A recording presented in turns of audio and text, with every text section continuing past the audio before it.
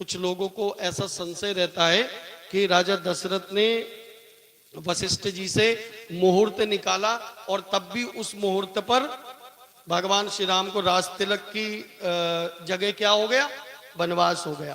तो अपने मन से कुछ भी बातें कहानी मत बनाया करो, ठीक है। ऐसी भी कहानी बहुत प्रचलित है कि राम सिया के 36 गुण मिलाए गए थे, लेकिन उनको तो बनी मिला, उनको तो बिछोड़ ही हुआ। अब आपने कथा सुन लिया, आप मुझे एक बात बता दो, कहां पर उनकी जन्म पत्री मिलाई गई थी?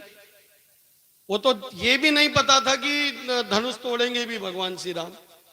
और घर वालों को तब पता चला जब जयमाल भी हो गई उसके बाद।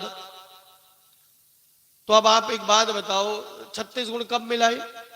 क्योंकि सिया जी तो स्वयंवर में भगवान श्री राम ने धनुष तोड़ा तो सिया जी का वर्ण किया।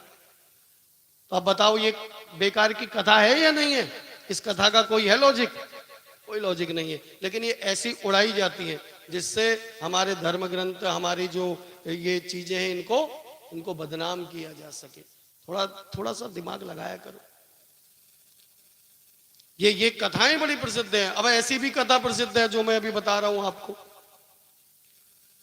राजा दशरथ जी के मन में ऐसा विचार आया, तो आज राजा दशरथ एक राजा के रूप में गए हैं वशिष्ठ मुनि के पास, अपने पुरोहित जी के पास।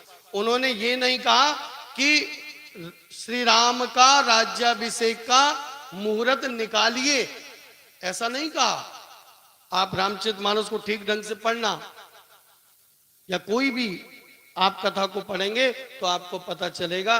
राजा दशरथ जी ने कहा कि मेरे मन में ऐसा विचार आया है कि मैं कल श्री राम को राज्य दे दूं। तो आपका क्या विचार है इसमें? आप आज्ञा दें तो ऐसा ऐसा मैंने ठाना है।